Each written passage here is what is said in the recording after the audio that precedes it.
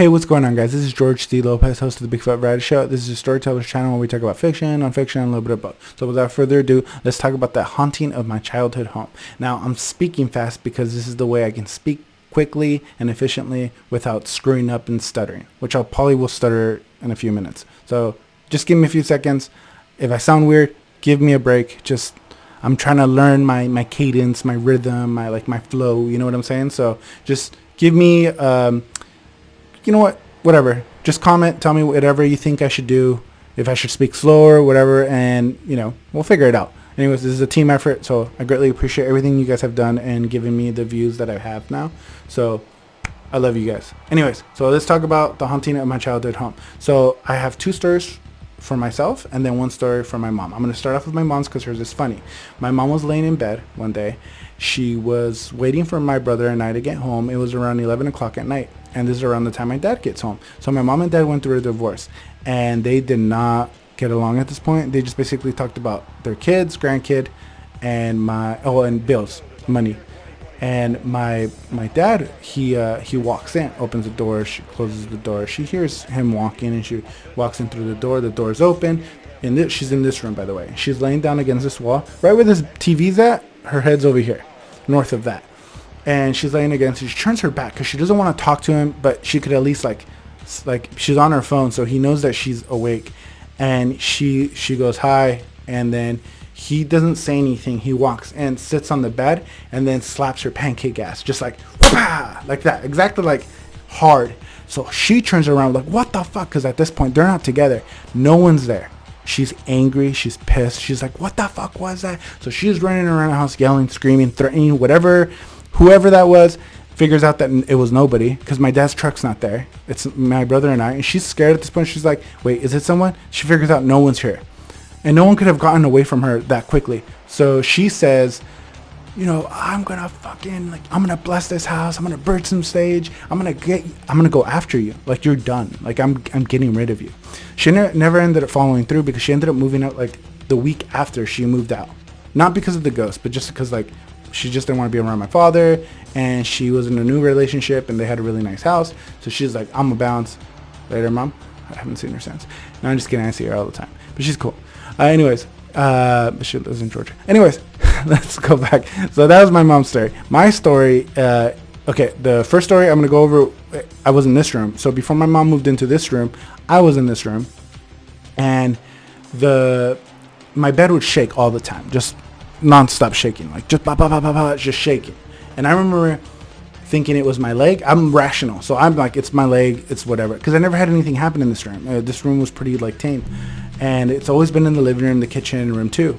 So at this point, I don't know anything about my father's stories, or my mother. No one's really talked about it. We kind of just brought up weird things happening, but we never really talked about an entity or whatever. And Bob, his name's Bob. That's codename Bob. That's what we're talking about. So if I say Bob, that's who. So I'm in this room, and it would wake up, and I had a futon, but it was always in the bed position, and it was a wooden frame. It was a really nice bed, and my bed would shake randomly throughout time, all the freaking time. I remember just waking up in the middle of the night. I'm like, is there an earthquake? No earthquake, and I couldn't go back to sleep. And every time I shook, I could not go back to sleep to save my life. I mean, I would count sheep, whatever, take more sleeping medication, and I couldn't fall asleep. It was always when my bed shook, which I thought was weird, because if I woke up in the middle of the night to go pee, nothing happened. I went back to sleep, no big deal. But anytime my bed shook open, and woke me awake, I could never go back to sleep. So one day I didn't get any sleep. I don't know why. I don't know if it was the bed shaking or something else. So, and then I had to get up early at 5. So I went to bed late, woke up at 5. I go to work till about 2, 3 o'clock. So it was kind of a long day, because it was I got to work, and it was work from when I was there to when I left. And I get home, and I'm tired. My aunt and my grandma are there, and I go into my bed, and I pass out. And I didn't have to take any medication or anything. My head hit the pillow. I go to sleep. I wake up maybe an hour later to my bed shaking in the middle of the day, which has never happened. And this is the last time it happened. The bed shakes really hard, and it felt like the bed came up and came down, or maybe it was just really hard. I don't know. But I remember I got up, ran out, because I think it's an earthquake, because I'm too tired. I'm not processing. I just know, get out of the room, it's dangerous. And my grandma and my aunt are there, and I'm like, was there an earthquake? they're in the kitchen, on the kitchen table, and they're looking at me and they're like, what's wrong with you? And I go, oh, was there an earthquake? You know, freaking out. My aunt's laughing. And when I told her this story, she didn't remember it, but I'm sure my grandma would, because my grandma remembers these kinds of things. And my aunt says, you look like you saw a ghost. And I had the face that I did see. I felt like I saw a ghost, or I felt a ghost. And my grandma's not laughing. She goes, okay, whatever it is, don't pay attention to it. She took it very serious, and she made me feel better and made me a coffee, and I just kind of stood there, and I remember just being terrified. So fast forward like a couple years. So, I should probably mention my father and I had a conversation about it. He told me like, oh, ghosts aren't real, nothing's ever happened to him, therefore I shouldn't worry, and I believed him. That was it. And it's important because we had a second conversation much like 3 years later after the story that I'm about to tell you. So this is like the worst thing that happened to me, and it's my fault. So my brother and I were watching movie 42, rest in peace. We're watching 42 with my sister-in-law and my nephew. But my nephew's playing, and at this point he's like 2 or 3. And this is around 2014, 2015, and he's grabbing a ball and he keeps throwing it against the wall. And he had a bad habit of throwing it against the TV, so we're very strict. I'm like, Noah, throw it that way. So he was close, like he wouldn't get near the door. So he throws it, and it misses the wall, and it goes against where my sister-in-law saw the shadowy figure, which is around room 2. Well, I'm sorry, master bedroom, and the room at the end of the hallway. And the ball, I imagine, landed right where the shadowy figure that my sister-in-law saw from part 1. And my sister-in-law shakes her head and she's like, fuck, he's not going to get the ball. My nephew turns around, doesn't get the ball. And I go, why? And she goes, because something's here, dude. Like, he randomly stares at corners, feels like someone's there. Like, he's always looking. I was like, it's freaking Bob. And I go, oh, the same thing they saw? And she goes, yeah. Or something like that. We had a conversation along the lines of that. I don't remember exactly, but I imagine it was just like that. So anyways, but I do remember this next part vividly.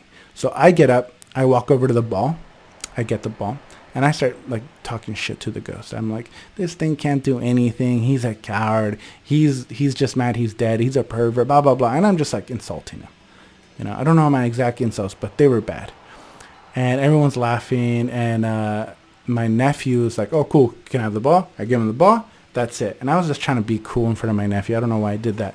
It was stupid because I ended up paying for it. So at this point, I'm staying in room 2, the room at the end of the hallway. So I go inside room 2 and I'm asleep. And this is around 3 o'clock, 4 o'clock. And I wake up to someone choking me, but what felt like something as pointy as an elbow, but with the weight of like a 200-pound man. And I mean, they were like freaking just like that. And I woke up and I just started saying, fuck you, fuck you, fuck you, like that. And for the longest time, I thought it was me saying that. Like, I thought for sure definitively, oh, I was tough. And I remember I would look back at it until very recently, until I started making this video. And I don't think it was me saying fuck you, because like I didn't cognitively just start saying like fuck you, fuck you. Like, it just happened, which leads me to believe that it was this presence, whatever it was, Bob, who knows. But it said fuck you, and it wasn't me saying fuck you to it. It was it saying fuck you to me, through me. Does that make sense? Anyways, yes. So it was using my voice to say fuck you. So in a sense, I was like slightly possessed. But I remember it didn't last long. It lasted maybe like 3 to 5 seconds, but it felt like eternity. And I remember the whole time I was being choked, I was staring at the bottom of my closet, where my brother would later say, I don't know if there's something here, but if it does, it lives in the closet. Something along the lines of that. And I remember just staring at the bottom of the closet, just fucking terrified. And I can't move until finally I can move. And that's when I sprint up. This is in the dark, so I can kind of see the outline. I can kind of see well in the dark at this point, because, you know, I'm asleep. And I see into the corner, and I can see the outline. I know exactly where the light's at. I turn the light on, and then nothing's there. I'm in the room alone. And I remember just being terrified, where I stood up again. I sat up in my bed, and I had my back to the wall, and I just stayed there looking at the closet. I didn't even go on my phone. I must have been awake for a couple hours, because I don't think I even went back to sleep. I just like got up early, and I went to go run, or I did something. And I remember just being terrified, and like I was too scared to really talk about it. But I ended up telling my sister-in-law and saying like, hey, this happened. And she goes, that's what you get for talking shit. And she was like laughing at me. saying like he probably like Scary Movie 2. I don't know if you watched that movie. The ghost has sex with like makes a girl, I don't know, violates a girl. It doesn't matter. But Scary Movie 2 ghost scene when she has sex with the ghost or whatever. He's like, oh, Bob probably did that to you, and we're laughing about it. But inside, like I'm like very serious about it because now I'm on edge. Anytime I'm at home, like this thing can attack me again. So for 3 weeks, like I'm gonna get woken up again. I'm scared. And I was like traumatized. So after 3 weeks, I go up to my father and I tell him, hey, this has happened. I'm fucking freaking out. Like I kind of don't want to live here anymore. And he goes, come on, George, I already had this conversation. There isn't anything here. And he goes, and I go, Dad, there's fucking something here. I fucking felt something. I told him, and he goes, what'd you do that for? He goes, all right. And then he tells me all his stories. And then it's all clicking. I'm like, why'd you say that? He goes, because I didn't want you to be scared. Like, there's no point of you being scared. Like, all it does is makes it worse. Kind of like what he critiqued my mom about, because my mom would openly talk about it. He's like, you just make it more powerful. Just leave it alone. I'll leave you alone. So I'm in the room thinking about what he said later that night. And right before I go to sleep, like I'm freaking tired of being tired. So I just I look at the closet and I say, hey, I'm really sorry. I was a dick. That was not cool. I shouldn't have done that. That was unacceptable. Please accept my apology. And I felt like a sense of like, it was like we were cool, you know? And then I wasn't scared, and nothing happened for like 4 years. I mean, all that happened after that was like my girlfriend's sister story. And then like one day I came home and I thought my roommate was home, but he wasn't. And then he walks in. I'm like, weren't you in the kitchen right now? He goes, no, I haven't. I just got home right now. And sure enough, no one was in the kitchen, but I heard someone in the kitchen making food. And before I walked in, I thought I saw someone in the kitchen washing dishes. So I thought for sure someone was there. And there's no way to like sneak out. Like I would have saw you. My dog's also, I let my dogs in. And I thought I felt like a presence, like someone was there. You know when you know someone's in the kitchen, but you don't know who it is, but you know someone's walking around. That's what I felt like.